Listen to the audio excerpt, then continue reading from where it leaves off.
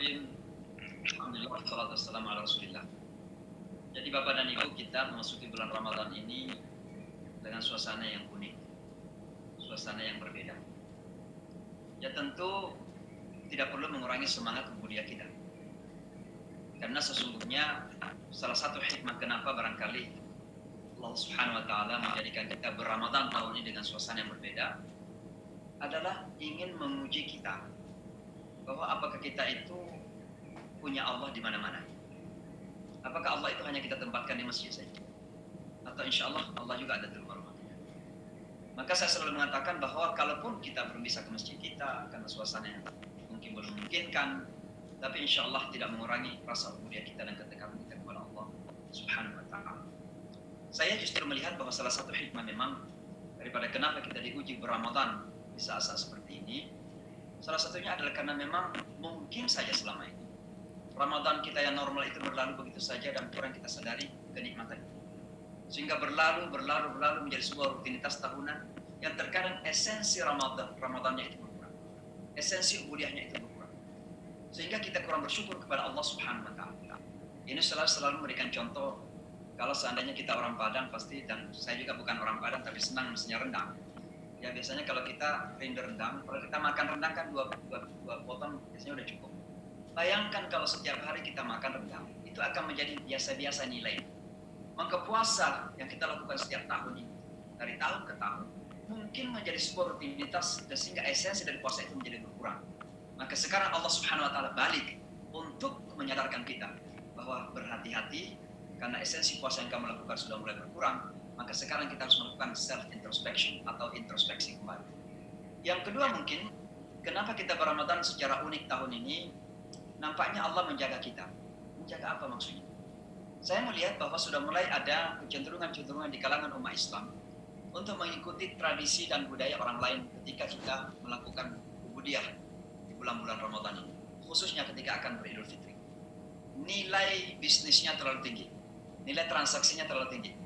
Nah ini barangkali pelajaran penting karena kenapa nilai ubudiyah pada perayaan-perayaan agama lain itu menjadi hilang. Kita misalnya di Amerika kalau kita melihat peringatan Natal teman-teman Kristiani, maka yang nampak itu adalah bisnis. Yang nampak itu adalah transaksi materialisme. Nah Allah Subhanahu wa taala ingin mengingatkan kepada kita bahwa semua itu halal bagi kita, tapi jangan sampai kemudian menjadi dominan dalam perayaan-perayaan hari besar Islam kita. Maka alhamdulillah Allah mengingatkan kita kembali dalam Al-Quran, ya ayyuhalladzina amanu kutiba alaikumusiyam kama kutiba alal ladzina min qablikum la'allakum tattaqun. Wahai orang yang beriman, telah diwajibkan kamu berpuasa sebagaimana diwajibkan bagi orang sebelum kamu agar kamu mencapai tingkat ketakwaan. Nah, sebelum saya berbicara tentang Ramadan di Amerika dan bagaimana dunia internasional menyikapi Ramadan ini, tentu saya ingin dulu menyampaikan bahwa puasa ini adalah sebuah ibadah yang sangat khas. Puasa ini adalah sebuah amalan yang kira-kira spesial diberikan kepada kita oleh Allah Subhanahu wa taala. Sehingga dalam sebuah hadis qudsi yang mungkin semua kita tahu, Allah Subhanahu wa taala mengatakan kullu amali bani Adam lahu illa shiyam. Semua amalan anak cucu Adam itu baginya kecuali puasa. Fa innahu li wa ana ajzi bih. Sesungguhnya puasa itu adalah milikku dan saya yang memberikan pahala langsung kepada orang-orang yang berpuasa. Kenapa sampai Allah mengakui puasa itu sebagai miliknya?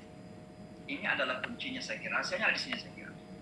Karena puasa adalah merupakan amalan ibadah yang paling intim sifatnya dengan Allah Subhanahu wa taala. Adalah amalan ibadah yang hanya Allah dan pelakunya yang tahu. Kita boleh saja minum di belakang pintu, kemudian keluar pura-pura dahaga. Orang tidak tahu kita berpuasa atau tidak. Kita mungkin berpura-pura lapar gitu. Padahal kita udah makan kesekenyangnya dalam kamar kita, nggak ada yang tahu. Beda kalau kita salat, kita bergerak, naik turun, orang tahu dia salat, diakhiri dengan salam. Beda kalau kita sedang melakukan ibadah haji, jutaan manusia menyaksikan. Beda kalau kita memberikan zakat, minimal ada 2 orang yang terlibat. Tapi kalau puasa, hanya kita dan Allah Subhanahu wa taala yang Maha tahu. Maka puasa membangun sebuah esensi dasar dalam kehidupan kita adalah kejujuran dengan Allah Subhanahu wa ta'ala. Maka puasa ini membangun kebersamaan kita dengan Allah.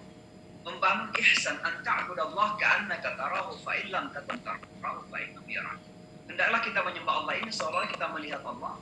Dan kalau kita tidak melihat Allah, maka yakinlah bahwa Allah menyaksikan kita. Perasaan seperti ini, perasaan ma'iyatullah atau kebersamaan dengan Allah ini, yang akan membangun motivasi dan kekuatan hidup kita.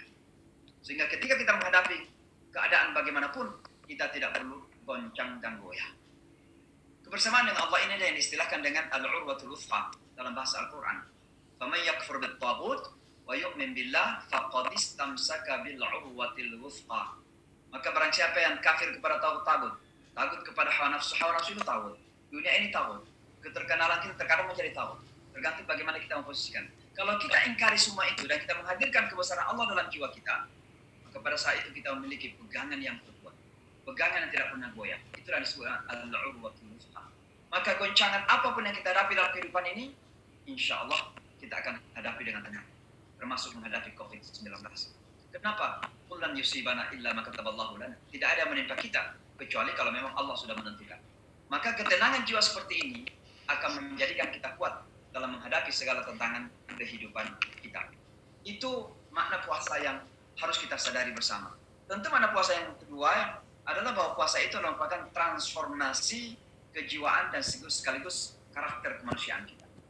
Bapak dan Ibu sekalian, kalau kita coba memeras ajaran agama kita ini, dan saya ini mengambil kesimpulan bukan hanya karena kita membaca dari ayat-ayat dari hadis-hadis, tentu itu yang terpenting, tapi juga dari perilaku manusia yang terjadi. Bahwa ternyata nilai daripada keberagamaan kita itu ada pada akhlakul karimah kita. Kenapa? Karena ibadah-ibadah ritual yang kita lakukan itu, kalau tidak mengantar kepada perilaku karakter kemanusiaan yang baik, maka boleh jadi akan membawa kita kepada kebangkrutan sejati di akhirat nanti. Ada hadis Rasulullah SAW mengatakan, "Atadruna manil muflis?" Tahukah kamu siapa orang-orang bangkrut itu? Para sahabat mengatakan tentu yang tidak punya duit. Man la dirham wa la dinara lahu, yang tidak punya dolar, yang tidak punya euro, kira-kira begitu. Itu orang yang bangkrut. Tapi Rasulullah mengatakan bukan itu. Justru orang yang bangkrut itu adalah yang datang menghadap Allah nanti dengan sholatnya, dengan puasanya, dengan zakatnya, dengan semua ritualnya. Tapi kemudian dia pernah menyakitin ini, pernah berbohong kepada situ. Semua itu ada karakter yang tidak benar. Maka akhirnya di akhir nanti ketika dia sudah akan masuk surga, orang antrian complaining. Orang antrian, komplain apa ya? Mengeluh. Mengeluh. Ya Allah, kok bisa orang yang masuk surga katanya? Dulu dia pembohong, dia dulu suka memfitnah, dulu suka gibah orang, dia sudah nyakitin orang. Kok bisa masuk surga? Maka Allah Subhanahu wa taala bertanya kepadanya. Bukan Allah tidak tahu, tapi Allah itu selalu ingin ada yang disebut dengan self-proof agar dia membuktikan dirinya sendiri. Dia tanya, benar enggak?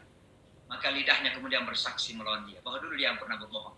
Matanya kemudian bersaksi bahwa memang dulu dia pakai saya untuk melihat yang haramkan begitu.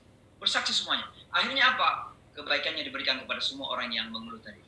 Habis kebaikannya ternyata masih banyak orang yang mengeluh. Akhirnya kejahatan orang itu diberikan kepadanya. Orang yang sudah hampir masuk surga akhirnya dilempar masuk neraka. Itulah kebangkrutan yang sejati. Maka sekali lagi, ibadah puasa yang kita lakukan ini mungkin bisa saja sah secara fikih, tapi tidak memberikan nilai apa-apa.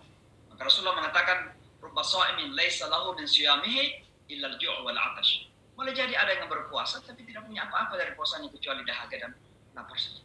Kenapa? Tidak mentransformasi karakter kita kepada karakter yang lebih baik, akhlakul karimah kita. Dan itulah nilai yang tertinggi dalam keberagamaan kita. Tentu. Maka Rasulullah SAW dalam Al-Quran dipuji, bukan karena salatnya, bukan karena puasanya, tapi wa innaka la'ala khuluqin 'azim. Sesungguhnya engkau Rasulullah memiliki karakter yang luar biasa. Itulah pujian Allah kepada Rasulnya sallallahu alaihi wasallam. Nah, tentu tujuan puasa yang terakhir sebelum saya berbicara tentang bagaimana Amerika menyikapi Ramadan adalah transformasi komunal. Bahwa ada perubahan komunitas yang terjadi. Secara global umat ini harusnya semakin baik. Secara bangsa, sebagai muslim terbesar di dunia, Indonesia harus menjadi lebih baik setelah Ramadan itu. Karena harus ada transformasi komunal, transformasi komunitas. Kalau setelah Ramadan biasa-biasa saja, maka tentu ada pertanyaan, kok bisa terjadi seperti itu? Apa artinya transformasi komunal? Berarti ada transformasi psikologis kemasyarakatan yang baik menuju kepada budaya dan kultur yang lebih baik. Mohon maaf saya sebagai orang Indonesia, mari kita mengkritik bangsa kita sendiri. Bangsa kita ini ada permasalahan kultur. Kita alhamdulillah muslim terbesar dunia. Insya Allah kalau salat ramai di masjid-masjid. Tapi coba kalau kita dalam kehidupan sosial, saya selalu memberikan satu contoh kecil saja. Saya kalau di Jakarta kan biasanya ya kalau lagi Di mobil saya memperhatikan gimana lajur mobil. Kadang teman kita yang mau ke kanan misalnya, ngasih sign, justru yang di belakang semakin cepat, nggak dikasih gitu. Maka apa yang terjadi? Teman kita ini belajar menyerobot.